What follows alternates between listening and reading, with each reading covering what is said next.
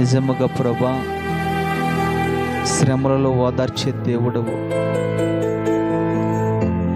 మాకున్న బాధలను బట్టి, మాకున్న శ్రమలను బట్టి మా పక్షాన్ని నిలబడిన దేవానికి వందనాలు ప్రభు. నీకు అసాధ్యమైనది ఏదైనా ఉన్నదా? నీకు సమస్తము సాధ్యమే నా తండ్రి. ఇంతవరకు పాటల ద్వారా, ఆరాధన ద్వారా మీరు మహిమ పొందుకున్నారు.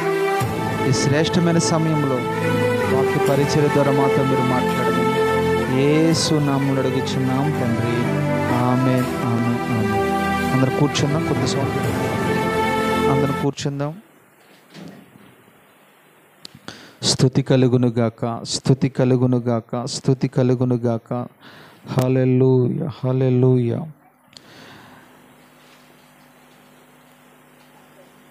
యేసుక్రీస్తు నామములో మీ అందరికీ నా హృదయపూర్వకమైన వందనాలు. దూరాన సమీపాన ఈ వాక్యం వింటున్న వారికి కూడా నా ప్రత్యేకమైన వందనాలు. దేవుడు మిమ్మల్ని, మీ కుటుంబాలని బహు సమృద్ధిగా దీవించును గాక. ఆమేన్. ఆలస్యం చేయకుండా పరిశుద్ధమైన గ్రంథాలు తెరవండి, వాక్యంలోకి వెళ్దాం. సామెతల గ్రంథము 6వ అధ్యాయము 17వ వచనం. సామెతల గ్రంథం 6వ అధ్యాయము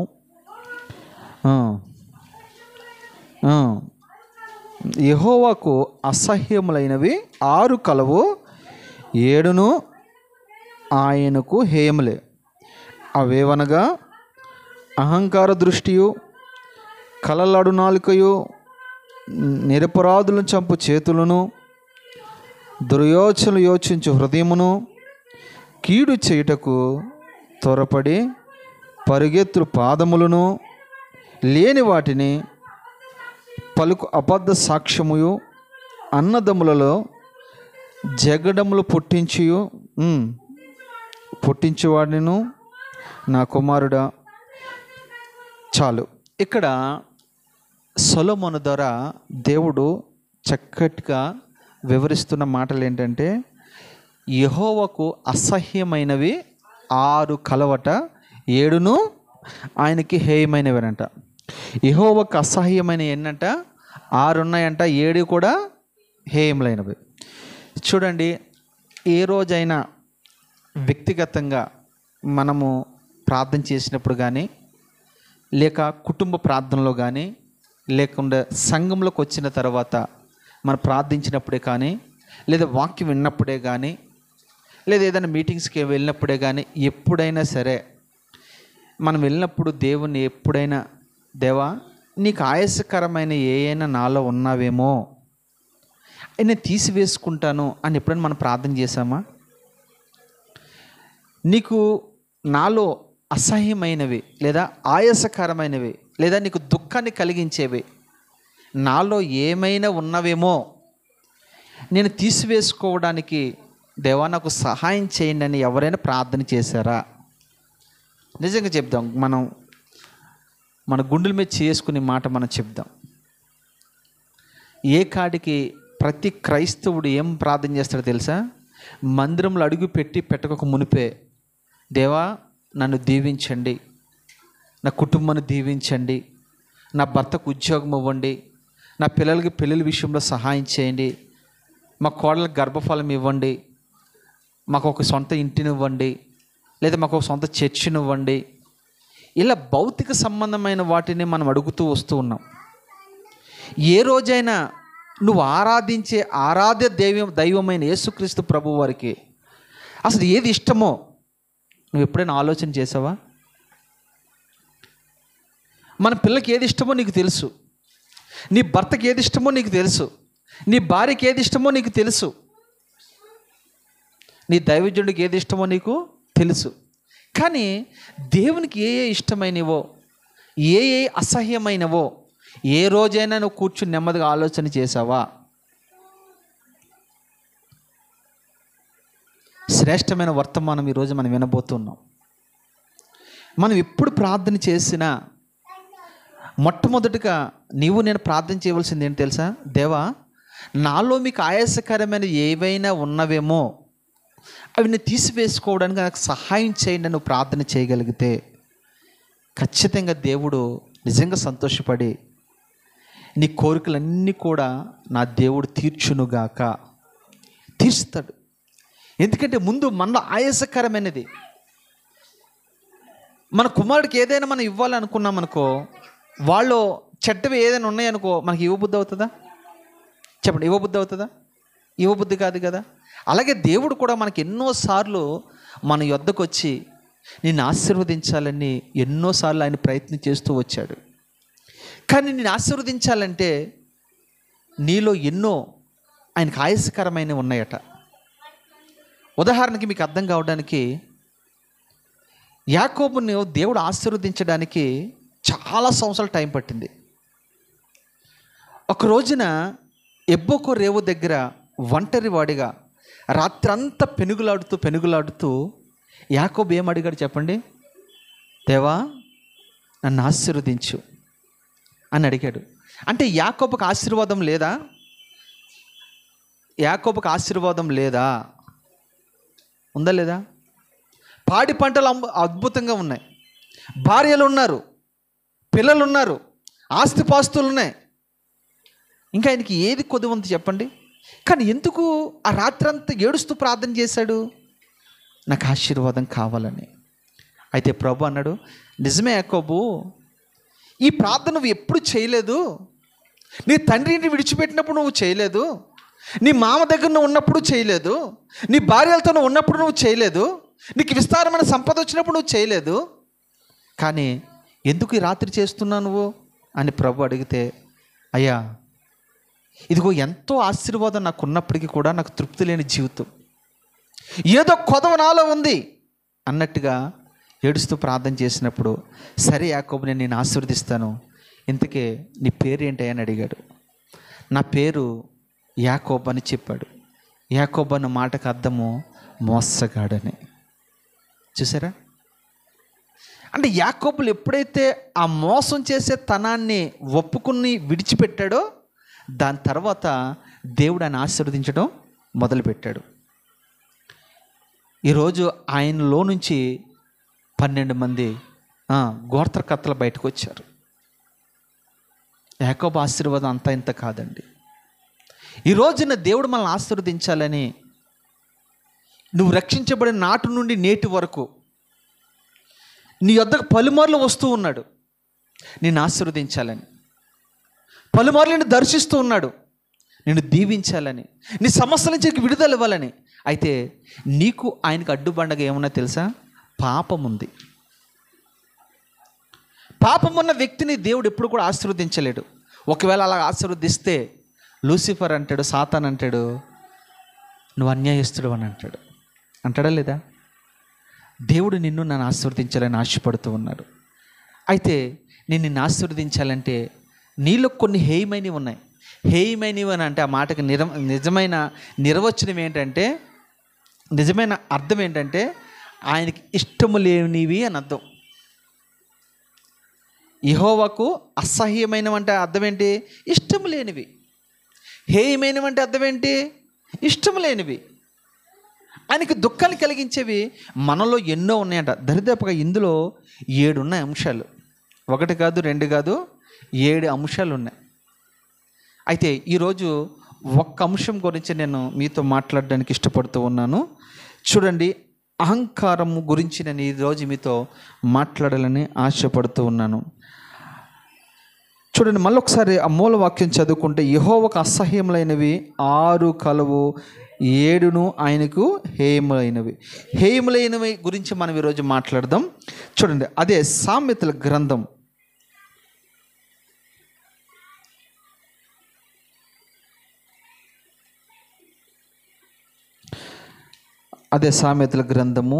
16 అధ్యాయము 15 వచనం చదవండి. 16-15.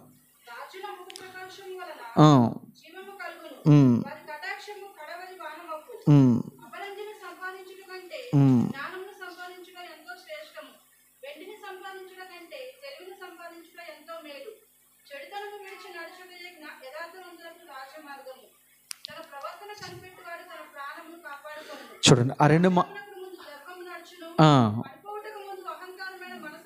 చూడండి ఎన్ని ఉన్నాయి ఇక్కడ. ఎన్ని ఉన్నాయి చెప్పండి ఇక్కడ. మళ్ళీ ఒకసారి ఆ మాటలు చదవండి. సామెతల గ్రంథము 16:15 వచనము చదువుకుందాం మనం. 15 కింద నేను చదవమ్మా. ఇందాక నాశనముకు ముందు గర్వము నడుచును. చూడండి ఏం నడుస్తుంది అంట, నాశనానికి ముందు ఏం నడుస్తుంది? గర్వం నడుస్తుంది. గర్వంతో మనం ఉంటే మనం నాశనానికి వెళుతున్నామని లెక్క. ఏ మనుషుడికి కూడా ఎప్పుడు కూడా ప్రభు నమ్ముకున్న తర్వాత ఎవరిలో ఎటువంటి గర్వం పొరపాటున పని చేయకూడదు. అసలు గర్వానికి జనకుడు ఎవరు అని అంటే, తండ్రి ఎవరంటే సాతాను. మనలో గర్వం ఉందా, నువ్వు నాశనానికి వెళ్ళిపోతున్నావు అని అర్థం. గర్వానికి ముందు ఏం నడుస్తుందంట? నాశనం నడుస్తుంది. మనలో చాలామందికి గర్వం ఉంటుంది, తెలియని గర్వం. అది మీరు కావాలని మీకు గర్వపడేది కాదు సుమి, కావాలని మన గర్వంగా ఉండేది కాదు. కానీ మన పరిస్థితుల ప్రభావాన్ని బట్టి, లేదా మన ఉద్యోగాన్ని బట్టి, లేదా మన చదువును బట్టి, లేదా మనకున్న జ్ఞానాన్ని బట్టి, లేదా మనకున్న జీతాన్ని బట్టి, మనకున్న స్థితిగతులను బట్టి మనము లోలోపల గర్విస్తూ ఉంటాం. ఈ గర్వము దేవునికి అసహ్యమైనది. నిన్ను ఆశీర్వదించలేకపోవడానికి కారణం, మొదటి కారణం ఏంటి తెలుసా? గర్వం. ఈ గర్వం మనలో ఎప్పుడైతే ఉండదో అప్పుడు దేవుడు నిన్ను ఆశీర్వదిస్తాడు. ఈ గర్వానికి జత ఏమైంది ఉంటే తర్వాత మాట చదివితే, రెండోది అహంకారమైన మనసు. అంటే గర్వము, అహంకారమైన మనసు, ఈ రెండు కమల పిల్లలు లాంటిది. అహంకారమైన మనసు ఎలా ఉంటుంది చెప్పండి? వీడేంటి నాకు చెప్పేది, ఈమెంటి నాకు చెప్పేది, నేనేంటి, నా పరిస్థితి ఏంటి, నా స్టేటస్ ఏంటి అన్నట్టుగా మనం చాలాసార్లు అహంకారంగా ప్రవర్తిస్తూ ఉంటాం. ఏదైనా పొరపాటున ఏదైనా పని చెప్పడానికి దైవజనుడు, నేనా ఈ పని చేయటమా, స్వల్పంగా మనం ఎంచుతూ ఉంటాం. అహంకారం. దేన్ని బట్టి అహంకారం నీకు, దేన్ని బట్టి గర్వం నీకు అని అంటే, నీ స్థితిని బట్టి. నీకు తెలుసా, ఒకప్పుడు మనం హైదరాబాద్కు వచ్చే మొదటి ప్రారంభ దినాల్లో మనం ఒకసారి అందరూ జ్ఞాపకం చేసుకుందాం. ప్రారంభం నీ పరిస్థితి ఎలాగుంది? హైదరాబాద్ కొత్తలో మన పరిస్థితి ఎలాగుంది? ఇప్పుడు మన పరిస్థితి ఎలాగుంది? నా మట్టుకు నేను చెప్పగలను, ఓ దయనీయమైన స్థితిలో నేను హైదరాబాద్కు వచ్చా. మ్యాక్సిమం మనం అందరం అదే స్థితిలో వచ్చిన వాళ్ళమే. సరైన తిండి లేక, సరైన వస్త్రధారణ లేక, సరైన వ్యవస్థ లేక, సరైన ఉద్యోగం లేక, సరైన సంపాదన లేక మనము ఎంత దీనులుగా బ్రతుకున్నాం. ఆ రోజు నువ్వు ఆ దీనత్వంలో చేసిన ప్రార్థన ఈరోజు నిన్ను ఈ స్థితిలో నిలబెట్టింది. అవునంటారా కాదంటారా? ప్రభు ఒక మాట అంటాడు, ఇశ్రాయేలు ప్రజలు ఐగుప్తుల నుంచి విడిపించబడిన తర్వాత 40 సంవత్సరాలను పోషించాడు కదా, సంరక్షించాడు కదా, వారి అవసరతలన్నీ తీర్చాడు కదా. అదే ప్రభు ఒక మాట అంటాడు, ఏమంటే తెలుసా? వారు తిని గర్విష్ఠులై దారి తప్పిరి, లేదా త్రోవ తప్పిరి అని ఉంటుంది. వాళ్ళు తిన్నారంట, తిని తృప్తి పొందిన తర్వాత ఏం చేశారంట? ఆయనను కూడా విసర్జించారు అని ఉంటుంది. చూసారా? ఏ దేవుడైతే 40 సంవత్సరాలు సంరక్షించి పోషించి కానానికి నడిపించాడో ఆ దేవుని పట్టుకుని రోజు ఏమంటున్నారు తెలుసా? తిని తృప్తి పొంది ఆయనను విసర్జించిరి. చూసారా? అంటే ఏమొచ్చింది వాళ్ళకి? మేము కానానికి వెళ్ళిపోయాం కదా, ఇంకా ఆయనతో మాకు పని ఏముందలే అన్నట్లుగా వారు ప్రవర్తిస్తూ ఉన్నారు. ఈ రోజున మనం ఎలాగ ఉన్నాము? దేవునికి అసహ్యమైనవి ఏంటి తెలుసా? గర్వం. రెండోది అహంకారం. అహంకారంగా గర్వం నీలో ఉందా, నువ్వెప్పటికీ ఎదగలేవు. ఉదాహరణకు ఉపమాన రీతిగా ప్రభు కొన్ని మాటలు చెప్పాడు. కొన్ని విత్తనాలు విత్తుతున్నప్పుడు ముండ్ల పొదలు పడ్డాయంట. ఆ ముండ్ల పొదలు పడిన విత్తనము ఎందుకు మొలకెత్తుతలేదు? ముండ్ల పొదలు ఏం చేస్తున్నారు? దాన్ని అణిచివేస్తున్నాయి. అలాగా నీ ఆశీర్వాదాన్ని అణిచివేసేది ఏంటి తెలుసా? గర్వం, అహంకారం. ఈ రెండు నువ్వు ఎదగకుండగా నిన్ను అణిచివేస్తూ ఉన్నాయి. లేకుంటే నాకు తెలిసి ఈ స్థితి నీది కాదు. ఇక నీకెంతో ఉన్నతమైన ఆశీర్వాదం ఉంది. అసలు ప్రపంచ దేశాన్ని ఏలుబడి చేయవలసింది మనం. అవునంటారా కాదంటారా? ఎందుకని? మన దేవుడు ఎవరు? సర్వశక్తిమంతుడు, సర్వం మీద అధికారం కలిగిన వాడు. మనం లేమి స్థితిలో మనం ఉండకూడదు. ఒక్కొక్కడు చూడండి 30 సంవత్సరాలు ఉంది హైదరాబాద్కి వచ్చి, కానీ ఈరోజు కూడా రెంట కట్టుకోవడానికి కూడా డబ్బు లేని స్థితిలో బ్రతుకుతూ ఉన్నారు. కానీ ఆడ మాటలు చూసారు ఎలాగుంటాయో, కోటలు దాడతాయి. ఎన్నో సంవత్సరాలు అవుతుంది హైదరాబాద్కి వచ్చి, కనీసం బ్యాంక్ బ్యాలెన్స్ అని ఉందా? కనీసం మినిమం తక్కువ ఒక 2-3 లక్షలైన బ్యాంకులో డిపాజిట్ ఉందా? నీకు ఏదైనా ఆపద వస్తే మీ అత్త మమ్మల్ని అడగాల, నీకు ఏదైనా ఆపద వస్తే మీ తల్లిదండ్రులను అడగాల, మీకు ఏదైనా ఆపద వస్తే మీ అన్నదమ్ములను అడగాలి. ఇన్ని సంవత్సరాలు అయినా ఏ రోజైనా కూర్చుని నెమ్మదిగా ఆలోచన చేసావా? ప్రభు, నన్ను ఎందుకు నువ్వు ఆశీర్వదించవు? నువ్వు ఎందుకు నన్ను దీవించవు? నాకంటే విగ్రహారాధకులు, అన్యులు, నామకథ క్రైస్తవులు ఎంతోమంది ఉన్నతంగా ఎదుగుతూ ఉన్నారు. తెలుసా? ఒక వ్యక్తిని దేవుడు ఆశీర్వదించాలంటే అతనిలో ఏం చూస్తాడు తెలుసా? దేన మనసు చూస్తాడు, లోబడే మనసు చూస్తాడు, విరిగి నలిగిన మనసును చూస్తాడు. అంటాడు కదా, ఆయన బలిష్టమైన రెక్కల క్రింద మీరు ఏమై ఉండాలి? దీన మనస్సుకులై ఉండండి.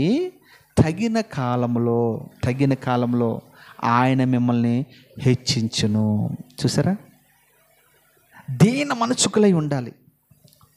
అలా ఉన్నవారిలో యేసేపును మనం చూడొచ్చు. ఆయన బలిష్టమైన రెక్కల నీడలో ఎలాగున్నాడైనా దేన మనసు కలిగి ఉన్నాడు. తగిన సమయం రానే వచ్చింది, ప్రధానమంత్రుడిగా నిలబెట్టాడు. దానియేలుకు తగిన సమయంలో దేవుడు హెచ్చించాడు. దావీదును తగిన సమయంలో హెచ్చించాడు. వీళ్ళందరూ హెచ్చించడానికి కారణం ఏంటి తెలుసా? వాళ్ళ బ్రతుకులో దేనత్వం వస్త్రమును వారు ధరించుకున్నారు. దేవునికి ఆయాసకరమైనది ఏదైనా ఉన్నాయేమో మనతో దేవుడు మాట్లాడుతున్నాడు. తీసివేసుకుంటే ఆయన యొద్దకు వచ్చి నిన్ను హెచ్చిస్తాడు. ఇప్పుడు ఒక మాట ఉదాహరణ చెప్తాను. ఎస్తేరు తల్లి హెచ్చించబడ్డానికి ఇంకొక ఆమె ఎవరు? ఆమె పేరు క్షమించండి, ఎస్తేరు తల్లితో పాటు తనకు ముందు ఇంకొక పోస్ట్ ఉంది, దానిపైన ఇంకొక ఆమె ఉంది, వస్తీ. మీరు వెంటనే చెప్పాలా, వస్తీ ఎందుకు దిగజారిపోయింది? ఎస్తేరు తల్లి ఎందుకు హెచ్చించబడింది? మీకు తెలుసా? మీకు ఆ వర్తమానం చెప్పినప్పుడు వివరంగా చెప్తాను నేను. అయితే ఒక్క మాట నేను జ్ఞాపకం చేస్తా, సందర్భం వచ్చింది కాబట్టి. ఈ ఎస్తేరు తల్లి ఎవరంటే ఒక అనాథ, తల్లిదండ్రులు పోగొట్టుకుని ఒక అనాథ. ఆమె తన అన్న దగ్గరికి వచ్చి తలదాచుకుంటుంది. ఒక రోజున షూషాను కోటలో నుంచి ఒక వార్త వచ్చింది, పెండ్లి కుమార్తె కావాలని. 127 సంస్థానములు ఈ వార్త వెళ్ళిపోయింది. అనామకురాలు, గుర్తింపు లేని వ్యక్తి, విలువ లేని వ్యక్తి, ఎన్నిక లేని వ్యక్తి, తృణీకరించబడిన వ్యక్తి ఎవరంటే ఎస్తేరు.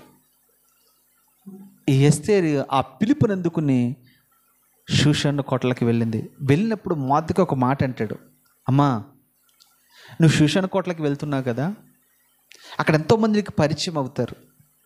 నువ్వు రాజు ఎదుటికి వెళ్తావు, అనేక మంది పెద్దల ఎదుటి నువ్వు నిలబడతావు, రాజు ఎదుటి నిలబడతావు. అయితే ఒక మాట అమ్మా, ఎక్కడ కానీ నీ జాతిని కానీ, నీ కులాన్ని కానీ, నీ మతాన్ని కానీ, నీకున్న జ్ఞానాన్ని కానీ ఎక్కడక్కడ నువ్వు కనుపరచకూడదు అన్నారు లేదా? నేను అన్నాను ఆ మాట బైబిల్లో ఉందా? మొర్దెకై ఆ మాట అన్నీ ఎన్నో సంవత్సరాల క్రితం అన్నాడు. స్థితిగతులు అన్నీ మారిపోయి షూషాను కోటలకి వెళ్ళిపోయింది. వాస్తవానికి ఆ ప్లేస్లో మనం ఎవరైనా ఉంటే ఏదో చెప్పాలి, ముసలోడికి శాదత్వం ఎక్కువైపోయి అలా మాట్లాడతాం. ఈ రోజులు ఎలాగ ఎవరుంటారు అన్నట్టుగా ఆ మాటని తృణీకరించవచ్చు. కానీ ఎస్తేరు తల్లి తృణీకరించిందా? నీకు తెలుసా? నీ భక్తి అనేది అందరూ ఉన్నప్పుడు కాదు, లేనప్పుడు చేసేదే నిజమైన భక్తి. యెహోవాకు అసహ్యమైనవి 6 కలవంట. వాటిలో మనం ఒకటి గర్వము విన్నాము, రెండోది అహంకార దృష్టి చూసా. తర్వాత అదే సామెతల గ్రంథము 11:1 చూడండి. సామెతల గ్రంథం 11:1. చాలు. ఇక్కడ ఏమంటున్నాడు? దొంగ త్రాసు యెహోవాకు హేయము. ఇది ఎక్కడ వింటారు మీరు? ఇది వ్యాపారస్తులకి సంబంధించింది, అవునా కదా? మనం ఎప్పుడైనా కూరగాయల కొంటకి వెళ్ళామనుకోండి, వాడు ఏం చేస్తాడు? మంచి త్రాసుతో తోస్తాడా, దొంగ త్రాసుతో తోస్తాడా? మనకు కనబడేది మంచి త్రాసే కనపడుతుంది అక్కడ, కానీ దాని కింద ఏముంటుంది? కొంతమంది ఈ మధ్యన రాళ్ళు మానేశారు కదా, ఇప్పుడు ఏం డిజిటల్ సిస్టమ్ వచ్చింది కదా, వాడు ముందే సెట్ చేసి పెట్టుకుంటాడు. అక్కడ కిలో తోకవలసింది ఎన్ని దూకుతాయి, అవునా కదా? కొన్ని గ్రాములు తగ్గుతుందా లేదా, అలా సెట్ చేసి పెట్టుకుంటాడు. మనం ఎదురుగా కాటలు అలా వేసినప్పుడు, ఆ త్రాసులు వేసినప్పుడు బాగానే ఉంది కదా, మనం తీసుకెళ్ళిపోతాం. నిజంగా ఈ హైదరాబాద్ పట్టణంలో నాకు తెలిసినంత వరకు ఖచ్చితమైన త్రాసు ఒక్కడికే లేదు. అవునంటారా కాదంటారా? నిజంగా చెప్తున్నాను ఈ విషయం, మీరు రాసి పెట్టుకోండి. లేదా ఎప్పుడైనా మీరు కూరగాయలు కొన్న తర్వాత వెళ్ళి వెంటనే ప్రక్కన ఇంకొక దుకాణం దగ్గరికి వెళ్ళి తుయ్యండి, అది అలాగే ఉంటుంది. అంత మోసం. దొంగ త్రాసు యెహోవాకు, వాడి జీవితంలో ఎదుగు బతుకుంటుందా? ఒకవేళ నీ దగ్గర 5 గ్రాములు 10 గ్రాముల్లో వాడు దోచుకోవచ్చు, వాడు ఏమవుతాడు? వాడి జీవితంలో ఎదుగుబోదు, ఇంకా అదే స్థితి వాడిది. దొంగ త్రాసు యెహోవాకు హేయం. ఈ మాట గుర్తుపెట్టారు. రెండోది అదే సామెతల గ్రంథము 20:10 కూడా చదవండి. సామెతల గ్రంథం 20:10.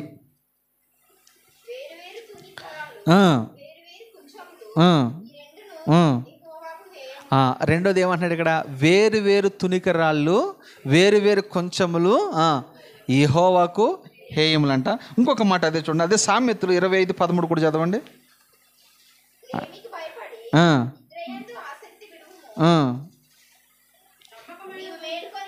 25:13.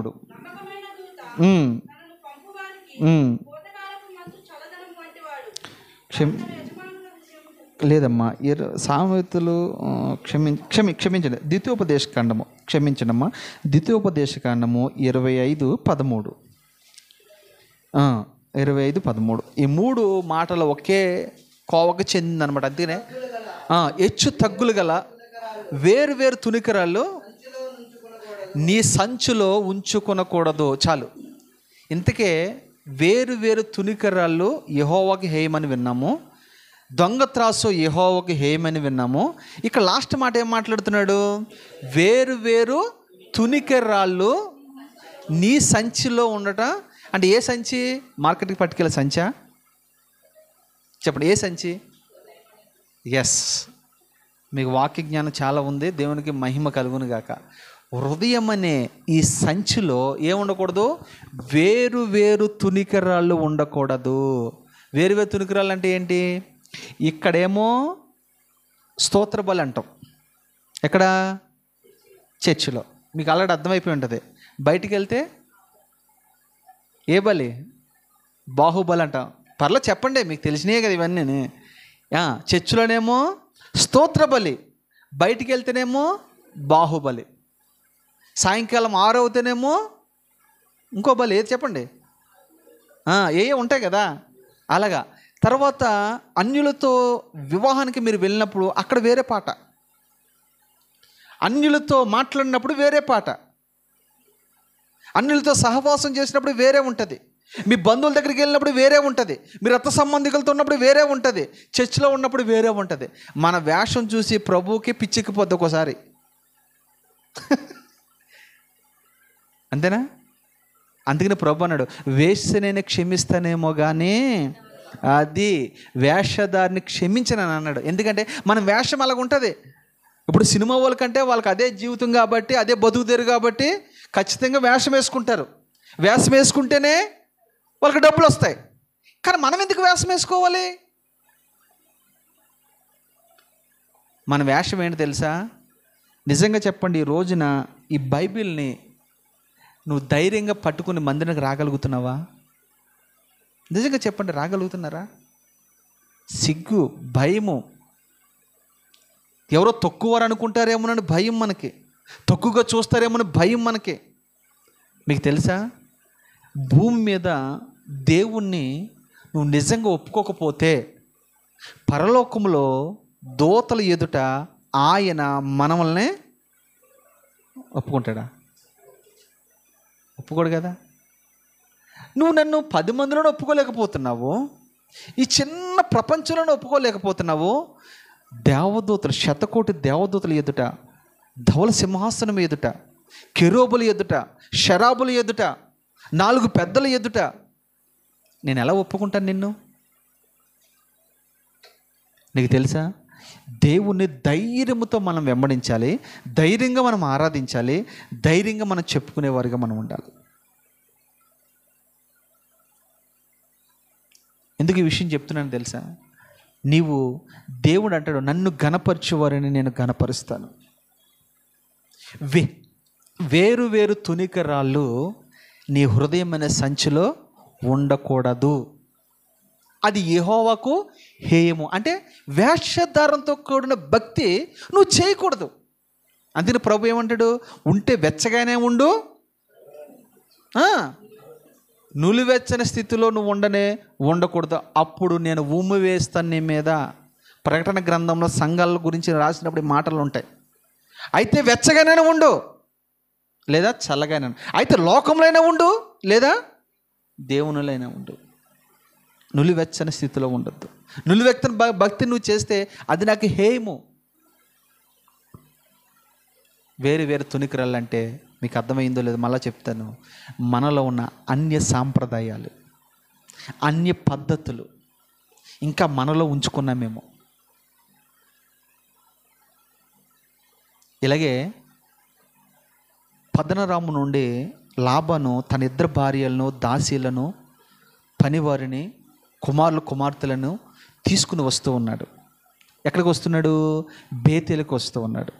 బేతేలుకు వచ్చే ముందు కాస్త దూరం వచ్చిన తర్వాత యాకోబుతో దేవుడు మాట్లాడాడు. అయ్యా, మీరు శుభ్రంగా మీరు ఉండండి, వస్త్రాలు మార్చుకోండి, మీ విగ్రహాలు తీసివేయండి, ఇదిగో మీరు బేతేలుకి వెళ్ళండి అని చెప్తే అందరూ తీసేశారండి. కానీ ఒక వ్యక్తి మాత్రం తీయలేదు. ఆమె హృదయంలో ఏం పెట్టుకుంది? విగ్రహాలు పెట్టుకుంది. ఆమె పేరు ఏం పేరు చెప్పండి? రాహేలు. ఈలోగా సాతానికి సాదృశ్యంగా ఉన్న తన తండ్రి అయిన లాబాను పరుగున వచ్చాడు. వచ్చి అంటాడు, ఏమయ్యా, నీ భార్యను తీసుకెళ్ళి తప్పే ఉంది, నీ పిల్లలను తీసుకెళ్ళి తప్పే ఉంది, నీ సంపదను తీసుకెళ్ళి తప్పే ఉంది, కానీ నా కులదేవతని, నా ఆరాధ్య దైవమైన నా కులదేవతని, నా ఇంటి దేవతని ఎందుకు దొంగలించావు అని అంటే యాకోబు కోపం వచ్చి అంటాడు, నీ విగ్రహం ఎవరి దగ్గర ఉందో వాడు చచ్చునుగాక అని అంటాడు. అంతే, శపిస్తాడు. అక్కడ శపించిన తర్వాత నువ్వు చెక్ చేసుకో, అందరు గుడారాలు చెక్ చేసుకో అంటే యాకోబు గుడారంలో మొట్టమొదటికి వెళ్ళాడు. ఎందుకంటే అనుమానం ఆయన మీద, ఎందుకంటే మోసగాడు మోసం చేసి నా దగ్గరకు వచ్చాడు కాబట్టి. చూస్తే యాకోబు గుడారంలో ఉందా? లేయ గుడారంలో ఉందా? దాసీల గుడారంలో ఉన్నాయా? చివరికి ఒక గుడారం మిగిలిపోయింది. ఆ గుడారమే రాహేల్ గుడారం. రాహేల్ గుడారంలోకి వెళ్ళి చూస్తే ఆ విగ్రహం నన్ను ఏం చేసిందా, ఇక్కడ కింద పెట్టి దానిపైన కూర్చుందామె. కూర్చుని అంట తండ్రి వస్తే, తండ్రి నేను కడనున్నానయ్యా, నేను లేవలేని పరిస్థితి, దయచేసి అర్థం చేసుకో తండ్రి అని చెప్పేది. సరే, తిరిగి వెళ్ళిపోయాడు. పోనీ ఆ విగ్రహం పెట్టుకుని ఏమైనా బాగుపడిందా? ఏమైనా ఆశీర్వదించబడిందా? అంటే రాహేలు హృదయం అనే సంచిలో ఏమున్నాయి? విగ్రహాలు ఉన్నాయి. ఒకప్పుడు లోకంలో ఉన్నప్పుడు నీలో 4 విగ్రహాలు ఉన్నాయి. విగ్రహ సంబంధమైన ఆచారాలు మనలో ఉన్నాయి. వేరు వేరు తునికిరాలు యెహోవాకు హేయమంటే అర్థం ఏంటి తెలుసా? నీలో నాలో అలాంటివి ఏది కూడా మనలో ఉండకూడదని ఈ మధ్యాహ్నం మందు దేవుడు నీతో స్పష్టంగా మాట్లాడుతున్నాడు. ఆ విగ్రహాలు పెట్టుకుంది. ఆమె కానానికి వెళ్ళలేదు కానీ, బేతేలుకి వెళ్ళలేదు కానీ, మధ్యలోనే ఏమైపోయింది ఆమె? చెప్పండి, చనిపోయిందా లేదా? చనిపోయింది. ఎందుకని? విగ్రహాలు నీలో ఉంటే అవి నిన్ను చంపేస్తే జాగ్రత్త. సాంప్రదాయాలు నీలో ఉంటే అవి నిన్ను చంపేస్తే ఒకరోజు పట్టపడతాయి. నేను పట్టించేటట్టుగా చేస్తాయి. కనుక దేవునికి అసహ్యమైనవి నీలో ఒకవేళ ఇవి ఉన్నాయేమో తీసివేసి, వేరు వేరు తునికరాలు యెహోవాకు హేయము. దాని తర్వాత మడ్డం కూడా మనం చూద్దాం. అదే సామెతలో 8:13 కూడా చదవండమ్మా.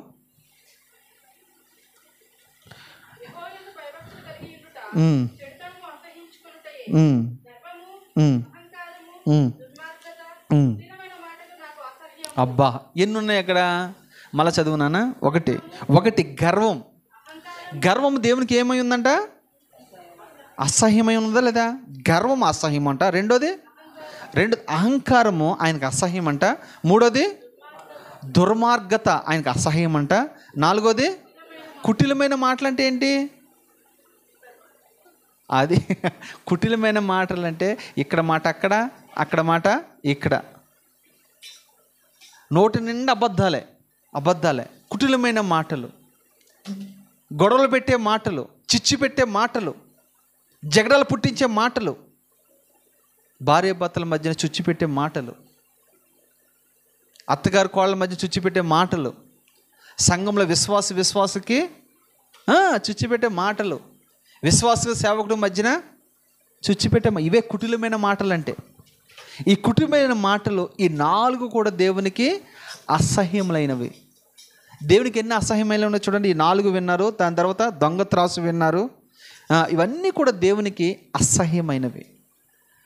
దాని తర్వాత మీరు చూడండి, ద్వితీయోపదేశ కాండము 7:20 చదవండమ్మా. ద్వితీయోపదేశ కాండము 7:25.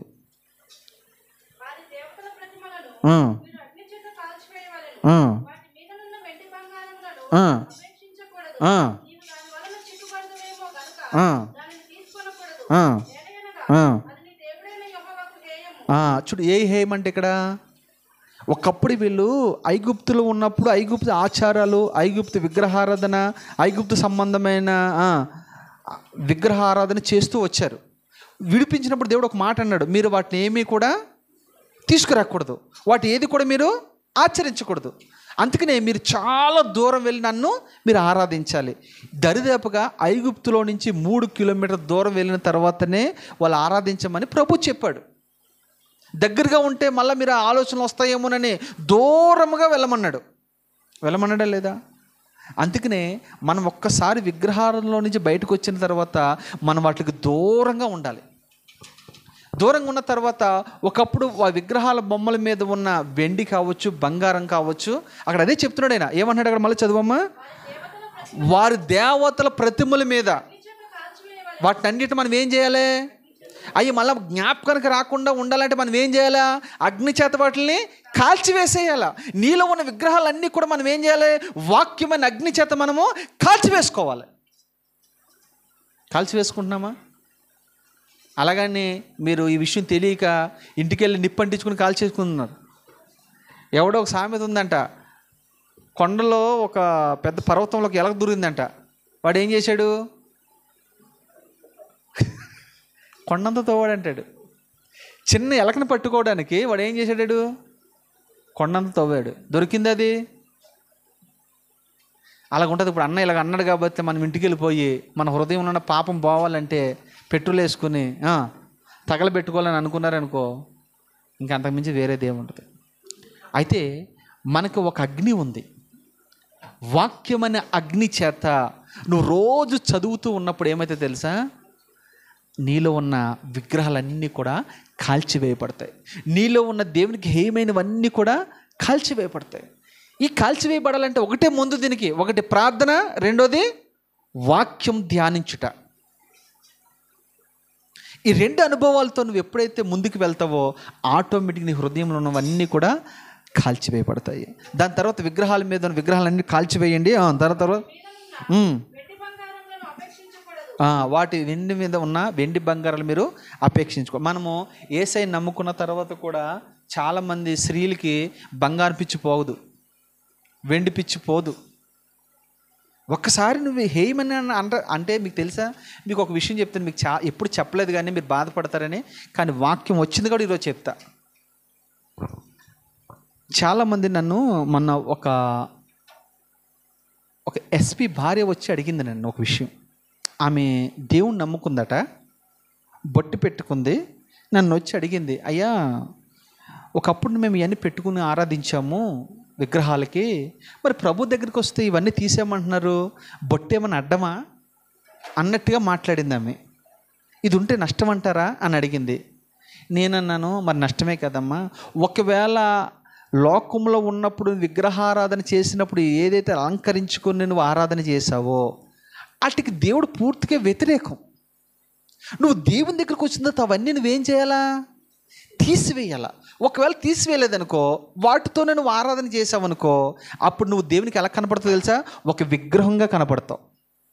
ఇది అసలు దాని డెఫినేషన్, ఇది సరైన అర్థం ఇది.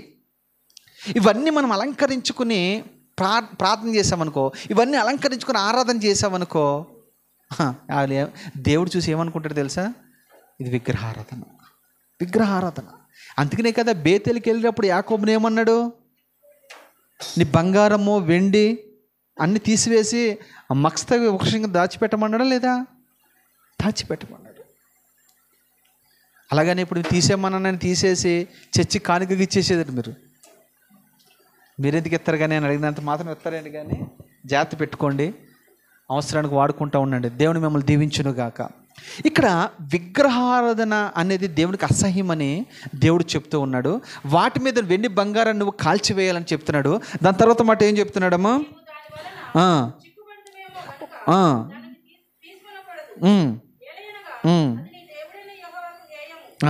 దాని మీద ఉన్న వెండిని కానీ బంగారాన్ని కానీ నువ్వు పొరపాటున ఇంకా తీసుకోకూడదు. అట్లా నువ్వు అసహించుకోవాలి, అది నువ్వు పెంటగా ఎంచాలి. ఒకసారి మీకు చెప్పాను, ఒక దైవజనుడు, గొప్ప దైవజనుడు, తెలంగాణ ఆంధ్ర ప్రాంతాల్లో పలు ప్రాంతాల్లో బహుబలంగా వాడబడుతున్న దైవజనుడు, వాళ్ళు వాస్తవానికి బ్రాహ్మిన్స్. ఆ బ్రాహ్మణ్ అనే దైవజనుడికి తన భార్యని చేసుకున్న తర్వాత పెళ్ళైన కొత్త సంసారం అన్నమాట, వాళ్ళు చాలా ఇబ్బందులు పడుతూ ఉన్నారని తన ఇంటివారు ఎరిగి, అమ్మ ఇంటివారు ఎరిగి కాస్త దరిదాపు ఒక 10 తులాల బంగారం తీసుకొచ్చి అమ్మాయికి ఇచ్చారు. అమ్మ నువ్వు పెట్టుకోవని సంగతి మాకు తెలుసు, అయినప్పటికీ కూడా ఈ బంగారు నీ దగ్గర పెట్టుకో, ఎప్పుడైనా ఇబ్బందులు కలిగినప్పుడు తాకట్టు పెట్టుకుంటావో అమ్ముకుంటావో మీ అవసరాలు తీర్చుకోమ్మా, దయచేసి తీసుకోమని ఒక పళ్ళెంలో 10 తులాల బంగారం తీసుకొచ్చి ఇచ్చారట. ఇస్తే ఆ దైవజనరల్ అందట, మావయ్య నాకు అవి వద్దు, ఇంకా వాటితో నాకు పని లేదు ఇక, ఎందుకంటే వాటిని నేను పెంటగా ఎంచి ఇక్కడికి వచ్చేసాను నేను, మళ్ళీ నా దగ్గర తీసుకొస్తారేంటి? ఒక్కసారి విసర్జించిన పెంటను ఎవరైనా ముట్టుకుంటారా? ముట్టుకోరు కదా. నేను ముట్టుకున్న వాటిని, అమ్మ ఇంత మాట అంటున్నావేందమ్మా, అవి ఏమని వేసుకోవద్దమ్మా, నీ అవసరతను ఉంచుకో అని అంటే, లేదు నేను దాన్ని పెంటగా ఇచ్చాను మామయ్య, ఇంకా వద్దు పొరపాటు అంటే చెడమాడ తిట్టేసి వాళ్ళు వెళ్ళిపోయారంట. అదే పరిస్థితిలో మనం ఉండుంటే ఏం చేసేవాళ్ళం? మనం తీసుకోరమ్మా, మీరు ఖచ్చితంగా తీసుకుంటారు. తీసి మనం ఏం చేస్తాం? ఏమో మనం పెట్టుకోవట్లేదో, బీరువాలో ఉంటుంది కదా, బీరువాలో ఉంది. ఇలాగే మనం ఆలోచించినట్టుగానే బైబిల్లో ఒకడు ఆలోచించాడు. ఆడి పేరు ఆకాను. శపించబడిన వాటి నువ్వు దేన్ని ముట్టకూడదురా బాబు అని చెప్తే వాడేం చేశాడు? బీరువాలో దాచుకుందాంలే. మన భాషలో చెప్తాను బీరువా, ఆడి భాషలోనేమో డేరాల కింద, మన భాషలోనేమో బీరువా. అది తీసుకొచ్చి ఎక్కడ పెట్టుకున్నాడు? డేరాల మధ్యలో పెట్టుకున్నాడు. మనం కూడా బంగారం ఎక్కడ పెడతాము? బీరువాలో పెట్టాము. బీరువా సీక్రెట్ లాక్ ఒకటి ఉంటుంది, దాంట్లో పెడతాం. మనం పెడతామా లేదా? దొంగడికి తెలియదు అనుకుంటా, నీకు ఆడికి ముందే తెలుసు. బీరువా చేయించిందే వాడు, బీరువా చేయించింది ఎవడో వాడే చేయిస్తాడు, ఇలా పెట్టండి అని. సరే, ఆ దొంగ ఆ బీరువాలో ఆకాను కూడా ఏం చేసుకున్నాడంటే, శపితమైన దానిని ముట్టకూడదు అని ప్రభు చెప్పిన ఆజ్ఞను అతిక్రమించి ఏం చేశాడు? తీసుకుని డేరాల మధ్యలో దాచుకున్నాడు. ఏం జరిగింది అమ్మా? ఏం జరిగింది? ఆ మాట చదువుతారు ఒకసారి. యెహోషువ గ్రంథం 7:21. యెహోషువ 7:21.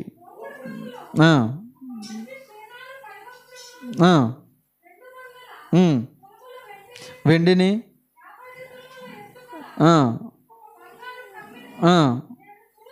చూచి వాటిని ఆశించి తీసుకుంటేనే అదిగో చాలు.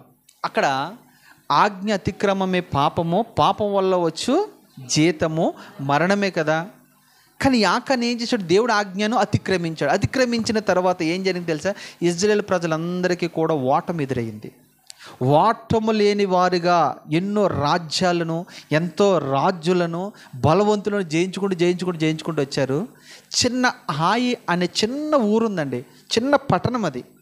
ఆ పట్టణంలోకి వెళ్ళి వాళ్ళని జయిస్తే చాలు, వీళ్ళు మళ్ళా కానానికి వెళ్ళిపోవచ్చు. కానీ హాయికి ఎంతమంది ఎందుకు అన్నగాడికి 3,000 మందిని అనుకుని పంపించాడు మనోడు. పంపితే 3,000 అందరూ కూడా చాలామంది చనిపోయారు. చనిపోతే దేవుని మందసం దగ్గరికి వచ్చి యెహోషువ ఏడుస్తూ ఉన్నాడు. అయ్యా, పెద్ద పెద్ద రాజులనే జయించాము, పెద్ద పెద్ద పట్టణాలనే జయించాము, ఇదేందయ్యా చిన్న హాయి పట్టణం మీద ఓడిపోయాము, కారణం ఏంటి ప్రభు అని సాష్టాంగ నమస్కారం చేసి ఏడుస్తూ ఉన్నాడట. అప్పుడు ప్రభు ప్రత్యక్షమై అన్నాడట, యెహోషువ ఎందుకు ఏడుస్తున్నావు? మీ ఓటమి కారణం ఏంటి తెలుసా? శపితమైన దాన్ని ఒకడు తీసుకుని మీ డేరాల మధ్యలో దాచాడు. వాడిని కనుగొని వాడిని తీసుకురా బయటికి, వాడిని రాళ్ళతో కొట్టి చంపించు, దాని తర్వాత నీకు విజయం ఇస్తానన్నాడట. అప్పుడు ఎవరని చిట్టి వేస్తే ఎవరి పేరు వచ్చింది? ఆకాని పేరు వచ్చింది. చూసా, చిట్టి కూడా ఆడి పేరే రావాలా? వేరే పేరు రావచ్చు కదా. అంటే చిట్టి వేసింది ఎవరు? యెహోషువ. దాన్ని తీసింది ఎవరు? దేవుడు తీశాడు. తెలుసా, ఆకాని తీస్తే వాడు వేరే తీసుకుంటాడు, కానీ దేవుడు తీసాడు. తీస్తే అందులో ఎవడి పేరు వచ్చింది? ఆకాని పేరు వచ్చింది. అంతే, వాడితో పాటు వాళ్ళ ఇంటి వారందరినీ కూడా రాళ్ళ చేత కొట్టి చంపివేశారు. ఒక్కసారి విగ్రహ సంబంధమైన వాటిని మనం విడిచిపెట్టి బయటకు వచ్చిన తర్వాత వాటిని వెంక పొరపాటు మనం చూడకూడదు. ఎంతమంది మనం ప్రేరేపిస్తారు, రండి అంటారు. ఏముందిలే, చూసి చూడనట్టుకు వెళ్ళిపోవాలి. సమాజంలో ఉన్నాం, సంఘంలో ఉన్నాం మనం. ఈ విగ్రహాన్ని దగ్గర తింటే తప్పేముంది? ఈ విగ్రహాన్ని మొక్కుతో తప్పేముంది? గుండు కొట్టించుకుంటే తప్పేముంది? గుణకి కొండకి వెళ్తే తప్పేముంది అంటారా లేదా? నాకు తెలిసి ఖచ్చితమైన క్రైస్తవుడు ఎక్కడికి వెళ్ళడు, తన నియమించుకున్న నియమం ఏదో, తన సిద్ధాంతం ఏదో దాంట్లో నిలబడతాడు. అది నష్టమైనా కష్టమైనా మనం కూడా ఆ రీతిగా ఉండాలని ప్రభు చెప్తున్నాడు. ప్రభుకి ఇక్కడ హేయమైనవి ఏంటి తెలుసా? విగ్రహాల మీద ఉన్న వెండి బంగారం ఆయనకి హేయమైనవి. వాటిని మళ్ళీ మీరు తీసుకోకూడదు. తీసుకుంటే ఏమవుతుంది? ఆకానులాగా మనం కూడా ఏమవుతుంది చెప్పండి? తృణీకరించబడతాం. అంటే ఎక్కడ తృణీకరించబడతాం మనం? పరలోకములో నుంచి మన పరలోకానికి వెళ్ళకుండా భూమి మీద మనము కొట్టివేయబడతాం. జాగ్రత్త, దేవుడికి ఇది హేయమైనవి. దాని తర్వాత ఇంకొక మాట కూడా మనం చూద్దాం. లేవియకాండము 20 అధ్యాయము 12 వచనం. లేవియకాండము 20:12.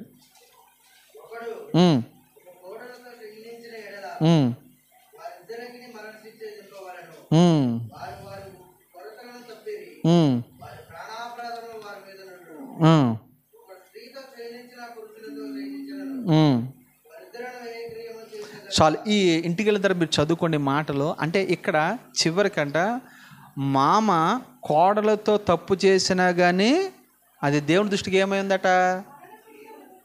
అంతేనా? మరణశిక్ష అంట. చూసారా ఈ మాట? ఇప్పుడంటే మన కోర్టు జడ్జిలు ఇవన్నీ ఇప్పుడు వచ్చినాయి, కానీ ఇది ఎప్పుడుంది? ఇది ఎన్ని సంవత్సరాలు, ఎన్ని వేల సంవత్సరాల క్రితం దేవుడు రాసిపెట్టాడు చూడండి. అంటే నువ్వు పరస్త్రీతో నువ్వు పాపం చేసిన నీకు మరణశిక్ష, నీ సొంత కోడలతో నువ్వు తప్పు చేసిన నీకు మరణశిక్ష, పురుషునితో పురుషుడు సహించిన మరణశిక్ష, ఎన్ని ఉన్నాయి చూడండి ఇక్కడ. ఇవన్నీ కూడా ఎవరికి హేయము? దేవునికి హేయము. మనం ఇవన్నీ కూడా ఎందుకు మీకు చూపిస్తున్నానంటే, ఇంతకే మన జీవితాలు అభివృద్ధి లేకపోవడానికి, ఆశీర్వాదం లేకపోవడానికి మనలో ఎన్ని ఉన్నాయి చూసారా?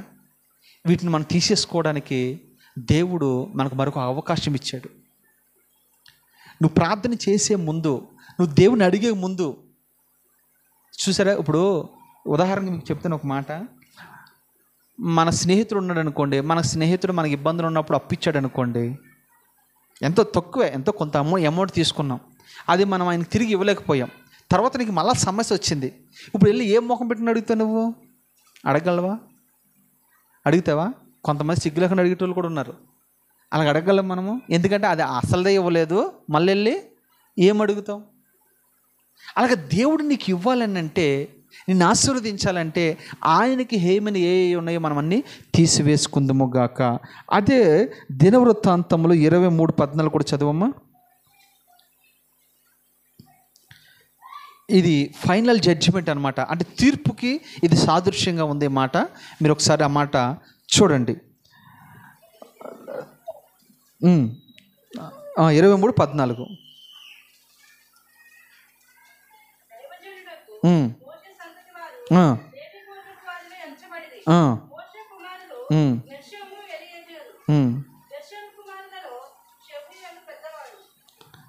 సారీ అమ్మ, అది ద్వితీయోపదేశకాండం. సారీ అమ్మ, ద్వితీయోపదేశకాండము 23:14.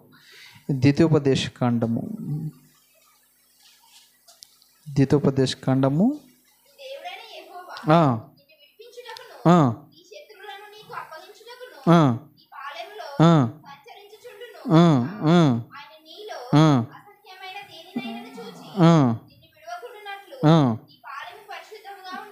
చాలు.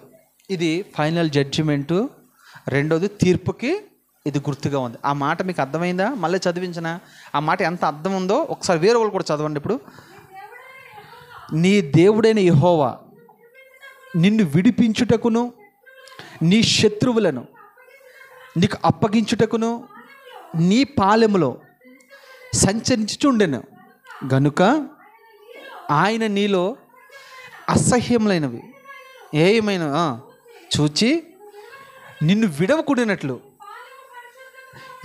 నీ పాలెము పరిశుద్ధముగా ఉండవాలి. ఒకసారి నా వైపు చూడండి. ఇది ఎందుకు తీర్పు అని చెప్పానంటే, ఫైనల్ జడ్జిమెంట్ అని ఎందుకు చెప్పానంటే, యేసుక్రీస్తు ప్రభువు వారు రెండో రాకడలో త్వరగా రాబోతూ ఉన్నాడు. అవునా కదా? వచ్చిన తర్వాత మన పాలెంలో సంచరిస్తాడు. ఏ పాలెంలో?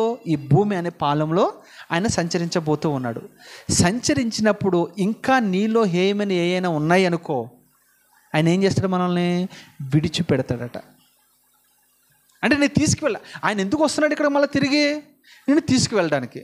అవునా కదా? నిన్ను తీసుకువెళ్ళడానికి ఆయన వస్తూ ఉంటే ఆ పాలెములో నీ హృదయం అనే పాలెములో హేయమని ఏమైనా ఉంటే ఆయన చూసి ఏం చేస్తాడో తెలుసా? దుఃఖపడి నిన్ను విడిచి వెళ్ళిపోతాడా లేదా? మీకు ఇంకా అర్థం కావాలంటే, ఐగుప్తులో గోషెన్ అనే ప్రాంతంలో ఇజ్రాయేల్ ప్రజలు ఉంటున్నారు. ఐగుప్తులోనేమో ఐగుప్తీయులు ఉంటూ ఉన్నారు. ఒకరోజు సంహార దూత ఆ పాలెమంతా తిరుగుతూ ఉందట. ఏ పాలెమంతా? ఐగుప్తు పాలెమంతా తిరుగుతూ ఉంది. తిరుగుతూ ఉన్నప్పుడు ఏ ఇంటి మీద అయితే యేసయ్య రక్తము లేదో ఆ ఇంటి వారికి ఏం జరిగిద్దట? మరణశిక్ష. తొలుచులి పిల్లలందరూ కూడా చనిపోతారు అని దేవుడు ముందుగానే చెప్పాడు. ఆ మాట ఓన్లీ ఇజ్రాయేల్గా చెప్పాడా? అన్యులు కూడా చెప్పాడా? ఇజ్రాయేల్తో పాటు ఐగుప్తులు కూడా చెప్పాడు. చెప్పిన తర్వాత ఈ ఐగుప్తులు ఆ మాట లెక్క చేయలేదు. లెక్క చేయపోయేసరికి సంహార దూత రానే వచ్చాడు. వచ్చి ప్రతి ఇంటిని చెక్ చేస్తూ ఉన్నాడు, ప్రతి గుమ్మాన్ని చెక్ చేస్తూ ఉన్నాడు. ఏ గుమ్మం మీద గొర్రెపిల్ల రక్తము లేదో ఆ ఇంటి వారందరినీ కూడా సంహరించబోతాడు. అంతే. ఐగుప్తులో ఇళ్ళన్నీ చూశాడు, ఒక్కడింటికి వేసే రక్తం లేదు, గొర్రెపిల్ల రక్తం లేదు.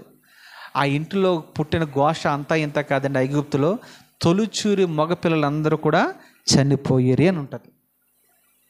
కానీ గోషెన్లో ఉన్న ఇజ్రాయేల్ ప్రజలు మాత్రం క్షేమంగా ఉన్నారు. కారణం ఏంటి? ఆ ఇంటి మీద ఏముంది? గొర్రెపిల్ల రక్తం ఉంది. ఇప్పుడు రాహాబు ఇంటి వారిని వాళ్ళందరూ రక్షించబడడానికి కారణం ఏమిటి? ఆ ఇంటికి ఏముంది చెప్పండి? ఎర్రటి దారం ఉంది. అందుకనే రాహాబు తన ఇంటి వారందరినీ కూడా రక్షించుకోగలిగింది. చూసారా? ఆ సాతాను ఏ రీతిగా అయితే ఐగుప్తు అంతా సంచరించాడో అదే మాదిరి యేసుక్రీస్తు ప్రభు రెండో రాకడలో పెండ్లి కుమారుడుగా రాబోతూ ఉన్నాడు. వచ్చిన తర్వాత పాలెమంతా సంచరిస్తూ ఉంటాడు, సంఘం అంతా సంచరిస్తూ ఉంటాడు.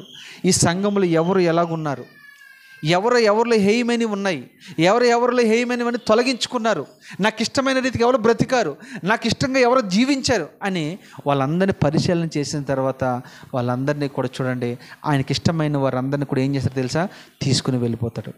అదే రెండవ రాకడ, అదే ర్యాప్చర్ అంటారు. గొర్రెలను మేకలను వేరుపరుస్తాడు, గురుగులను గోధుమలను వేరుపరుస్తాడు, నీతిమంతులను పాపులను ఆయన వేరుపరుస్తాడు. వేరుపరిచేటప్పుడు హేయమైన ఏ అయితే మనలో ఉన్నాయో వాళ్ళందరూ ఏమై ఉన్నారు, ఇక్కడ మేకపిల్లలై ఉన్నారు. అన్నీ తీసుకుని దేవునికి ఇష్టానుసారంగా దేవునికి నచ్చినట్టుగా బ్రతికేవారు ఎవరు, గొర్రెపిల్లలు. నేను అంటాను, ఇప్పుడు నువ్వు గొర్రెపిల్లగా ఉంటావా, మేకపిల్లగా ఉంటావా? నువ్వు గోధుమ గింజగా ఉంటావా, గురుగుగా ఉంటావా? ఆలోచన చేయి. ఎందుకంటే ఇలాంటి శ్రేష్టమైన వాక్యము మీకు ఒకవేళ ఈ వాక్యం అర్థమైందిలో నాకు తెలియదు, కానీ నేనైతే చాలా విషయాలు నేర్చుకున్నాను ఇందులో. బోధించే నేనైనా నాలో హేయమైన ఉంటే దేవుడు నన్ను ఇష్టపడడు, నన్ను తీసుకువెళ్ళడు, విడిచిపెట్టపడవలసి వస్తుంది. అదే అంటాడు కదా, ఇద్దరు పొలములో ఉన్నారట, ఒకరు ఎత్తబడ్డారంట, ఒకరు ఇద్దరు తిరగలు రుబ్బుతూ ఉన్నారట, ఒకరు ఎత్తబడ్డారట, ఒకరు విడవబడ్డారు. ఇద్దరు మంచం మీద ఉన్నారట, ఒకరు ఎత్తబడ్డారట, ఒకరు దారి ప్రయాణం వెళ్తూ ఉన్నారట, ఒకరు ఎత్తబడ్డారంట, ఒకరు విడిచిపెట్టబడ్డారు. చూసారా? అంటే ఎవరు ఎత్తబడ్డారు, ఎవరు విడిచిపెట్టబడ్డారని మీకు ఈజీగా ఇప్పుడు అర్థమై ఉంటుంది. మనలో దేవునికి ఆయాసకరమైనది ఏదైనా ఉంటే మనం విడిచిపెట్టబడతాం. దేవునికి ఇష్టమైన రీతిగా ఉంటే మీకు ఇంకా అర్థమయ్యే భాషలో చెప్తాను. బోయాజు పొలం మీకు తెలుసు కదా. బోయాజు పొలంలో ఎంతోమంది ఉంటే రూతుని ఎందుకు వివాహం చేసుకున్నాడు, రూతుని ఎందుకు ఇష్టపడ్డాడు, రూతుని ఎందుకు తీసుకుని వెళ్ళాడు చెప్పండి? ఎందుకు తీసుకెళ్ళాడు? రూతు ఎలాంటి తెలుసా, తనలో విగ్రహాలన్నీ కూడా తీసివేసుకుంది. ఆమె ఒకప్పుడు ఐగుప్తురాలు, ఐగుప్తుకి విగ్రహారాధనకు పుట్టినిల్లు, అవన్నీ తీసివేసుకుంది. బెత్లెహేము సంబంధం అయిపోయింది, బోయాజుకి బంధువు అయిపోయింది. ఎందుకు విషయాలు చెప్తూ ఉన్నాను తెలుసా? నువ్వు ఎత్తబడాలంటే తెలుసా, నువ్వు ప్రార్థన చేసినంత మాత్రాన, పాటలు పాడినంత మాత్రాన, వర్షిప్ చేసినంత మాత్రాన, నాలేక వాక్యం చెప్పినంత మాత్రాన, లేదా ఎన్నో సంఘాలు కట్టినంత మాత్రాన నువ్వు పరలోకానికి వెళ్ళిపో. పరలోకానికి వెళ్ళాలంటే నీలో నాలో ఉన్న హేయమైనవన్నీ కూడా మనము తీసివేసుకోవాలి. చివరి మాటలు చెప్పి ముగిస్తాను. గలతీయులకు రాసిన పత్రిక, అక్కడ 9 ఆత్మఫలాలు ఉంటాయి. దాని పైన మాటలు మీరు చదవండి. ఆత్మఫలాలు వద్దిక దాని పైన ఉంటాయి చూడండి. అదొక్కటి చదివి ముగించేసుకుందాం. గలతీయులకు రాసిన పత్రిక 5వ అధ్యాయం అనుకుంటా చూడండి. చూడండి, ఇవన్నీ హేయమైనవన్నీ గుర్తుపెట్టుకోండి. ఒకటి జారత్వము, అపవిత్రత, కామకత్వము, విగ్రహారాధన, అభిచారము, ద్వేషములు, కలహములు, మత్సరములు, క్రోధములు, విమదములు, అసూయ. చూడండి ఎన్నున్నాయి అక్కడ. నిజంగా ఇవన్నీ కూడా దేవునికి హేయమైనవి. వీటిలో ఏదో ఒక దాంట్లో మనము ఖచ్చితంగా ఉన్నామా లేదా? వీటిల్లో ఈ చెప్పిన చదివిన దాంట్లో నాకు ఒక్కటి కూడా లేదు అన్న వాళ్ళు ఎవరో ఉంటే చేయి పైకి ఎత్తండి. నా మట్టుకి నాకే లేవు, నేను చేయి పైకి ఎత్తుతున్నా. మీకు లేవా? మీరు నిజంగా ధన్యులు. మరొకసారి ఆ మాట చదువునన్నా, ఎవరైనా స్పష్టంగా చదవండి. శరీర కార్యములు అంటే దానికి శరీర కార్యములు అనటం కంటే కూడా దానికి నేను పెట్టే టైటిల్ ఏంటంటే హేయమైన కార్యాలు, దేవునికి ఇష్టం లేని కార్యాలు, దేవుడు అసహించుకునే కార్యాలు, దేవునికి ఇష్టం లేని కార్యాలు మనలో ఉన్నవి. ఒకటి అవేమనగా జారత్వం మనలో ఉండకూడదు. 2 అపవిత్రత, కామకత్వము, విగ్రహారాధన, అభిచారము, ద్వేషములు, కలహములు, మత్సరములు,